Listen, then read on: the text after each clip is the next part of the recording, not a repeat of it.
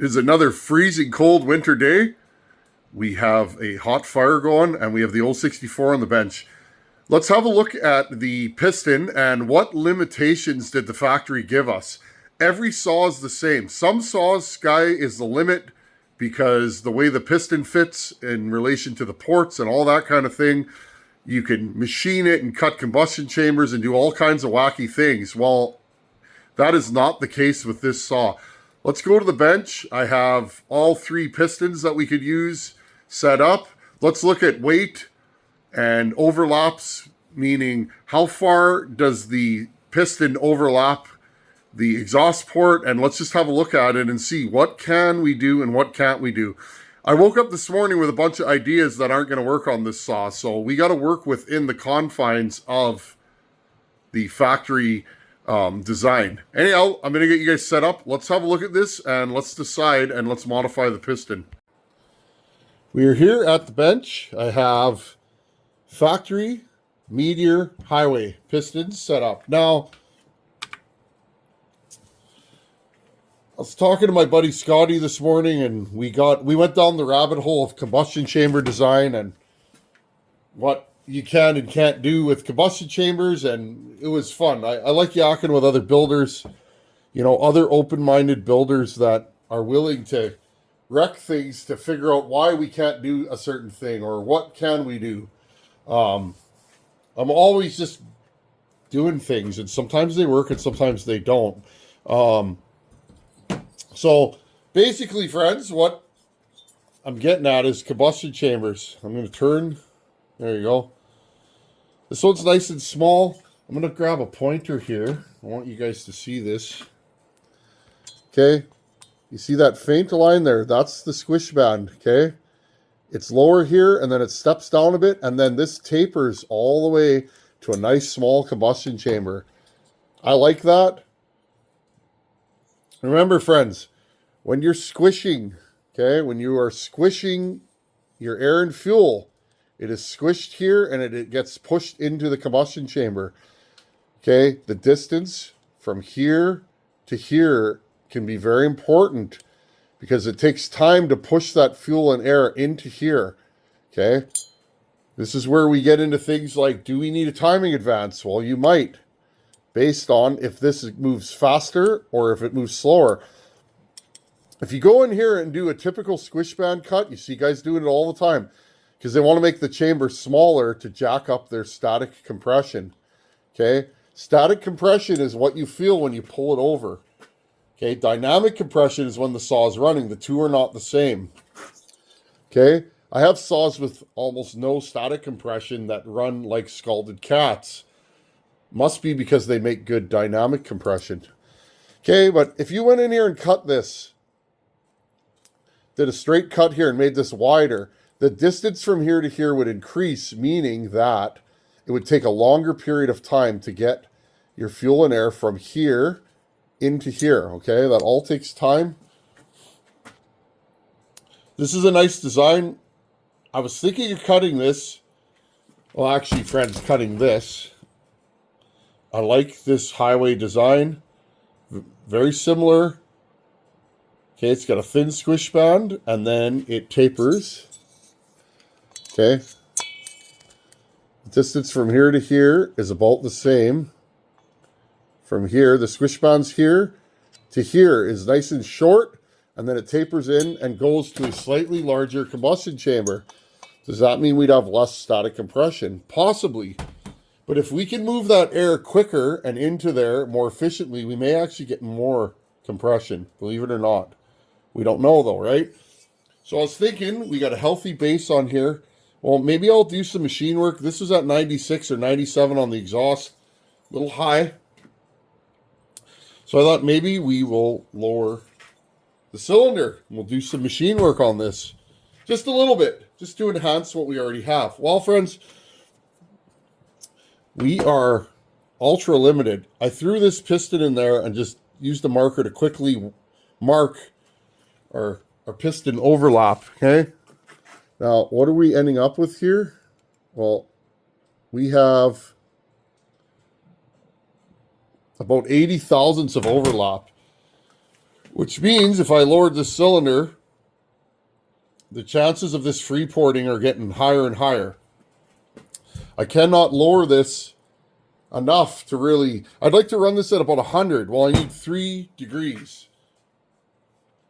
3 degrees on this saw is probably going to be 60 to 80 thousandths, which means we're probably going to free port. Okay? Remember, that's with no base gasket. Okay? So it's going to be close. I don't really want to do that because the chances of ruining it are greater than the chances of succeeding. So now we do have, and again, this is just a quick and dirty measurement. We do have about, what do we got here? We have 230 thousandths, roughly, okay? 220 thousandths. And again, we can mark that better. I just wanted to get a rough estimate, okay? So, and that's with the stock cylinder. Again, there's going to be some squish, so, you know, you might lower that even a little bit. But with no base gasket, this saw is at 100 thousandths with this cylinder, okay? And we wrote that all down in the last video. So we know we're not going to do any machine work. We know this has a nice combustion chamber. It's small. Looks like it's going to do the job.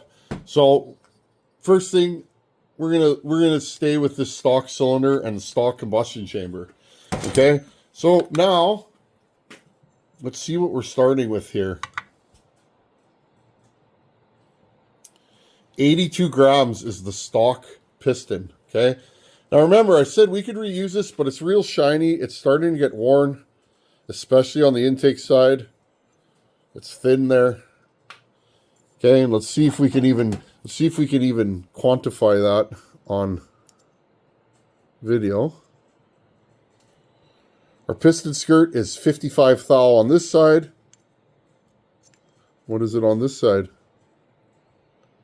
68 thou on this side. And again, those should be the same, but they're not. Okay, that's the exhaust side. Here's your intake side. And again, if I measure farther down, 68 thou. Okay. So we have about 13 thousandths of wear on this piston. This one's 83. 78 and a half. Okay. So right there, you know this piston's worn. Okay. And that's going to start rocking. You'll hear it sometimes when it's idling. You'll hear a slappy sound, especially when the saw is cold. Well, that is a reason for concern because we know this thing's rocking. Okay? Versus, let's look at a stock piston that has no time on it. 60 thou. See if we can get this to measure properly. 65 thou. So it is slightly thinner, but not like what we're seeing here, okay? So again, we have stock, 82 grams. And again, this is just a kitchen scale. It's nothing fancy. Meteor, or highway. Highway's 83 grams, so it's pretty much identical to the stock.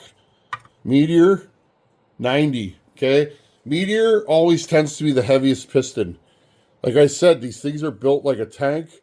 They're built for longevity, not always for performance. Will you notice that on a stock saw? Nope. If you're building a stock saw, I would say put a Meteor in it. If you're just putting a piston in, order one of these. They are nice pistons. They last a long time. They have quality rings. Okay, you're not going to go wrong. So, what am I going to do with this? Well, I'm going to do a bunch of work to this piston, this highway piston. Let's get it lighter than stock, if possible. And that's going to mean we're going to go in here. I'm going to open up these windows. I'm going to thin these bottoms just a hair. I'm going to thin the tops just a hair. I'm going to make this the same, okay? The same weight or lighter. And we'll see if we can get a little more airflow out of these windows, okay? The OEM ones are slightly bigger, and you see these little casting errors here, these little burrs, that's going to hurt airflow. Okay, so I'm going to start by doing that, and then we'll weigh it. I'm just going to use my Fordham and a grinding tool, and I'm going to grind this thing all up, and then we'll weigh it again when I'm done. Give me a second. Okay, so here's what we've ended up with. I'm not done yet, but we're close. Again, I cut them right to the edge here, and I'll smooth these. Now again, let's compare that to a stock Meteor. We could do the same thing to the Meteor, no problem. But I figured in this case, let's start with something that's a little bit lighter. Again, see the difference? Okay, we've opened these up quite a bit more. We'll get a little more airflow. Okay, and let's look, what have we done to the weight? 82. Now this isn't the best scale. I think we were 81 before. Whatever. Apples to apples. Okay, so they're now more or less the same weight. Okay, now what I'll do is, notice I get rid of the ridge there. Here, if you look at this, if you look at this one, the air hits a ridge here, okay, as it goes through. I always cut these so that there's no ridge there. See that? Just trying to get rid of anything that'll slow the air down. Okay, and these don't have to be pretty. Just open them up, try and make them match. Now what I'll do is I'm going to go in here and I'm going to get rid of all this, but I won't touch the top. Those ribs in the top will stay. But I'm going to go in and further lighten this piston. Okay, let's see if we can get it lighter than a stock one. Okay, it's about an hour later, maybe 45 minutes. Again, there's our stock piston. And again, this scale kind of decides what it's going to show every time. So that's fine. We're comparing apples to apples. So 80. This is the Meteor. 90. So that's 10 grams heavier.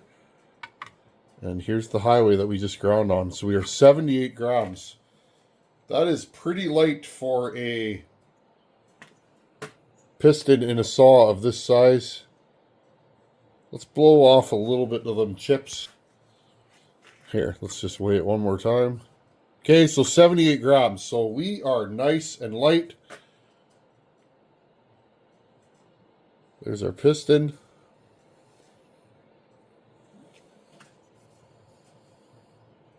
Just got rid of all the casting defects, blended everything together. Our windows are, well, they're pretty huge now compared to stock. Within reason, friends, and you can only get so much out of these. And they are bigger. They are slightly wider. I will grind into here a little bit. Now remember, if you're going to do that, make sure you don't freeport on your intake, okay? Remember that. You only have, make sure you got a lot of overlap there and that you're not going to freeport. And you also want to leave yourself room. If you want to widen this intake, which you may, make sure it all works together. It really just comes down to your planning. If you're going to do this, does it work with that? Okay, so we're 78 grams. And that should work. Now what I'll do is I will put a chamfer on all these corners. I'll show you guys that, and I think we'll call her a video. Okay, so notice this is sharp right now. Just going to go in and blend it with a diamond burr. Okay, and here is our finished piston. Nice and smooth inside. It's chamfered. Free of any burrs or defects. And I think likely what we're going to do. Okay, so we're 78, 79 grams. Again, every time I turn this thing on, it does its own thing. Okay, 81, 79, 78 grams. So we're 2 to 3 grams lighter than stock. Okay, so again, you can do this on any piston, even if you're not porting. clean it up, make it flow a little better, get rid of any areas, any stress risers, anywhere that the piston can crack, any sharp 90-degree bend. Again, I go in here, I radius these just slightly, I go on the outside, I go all the way around the circumference, make it smooth.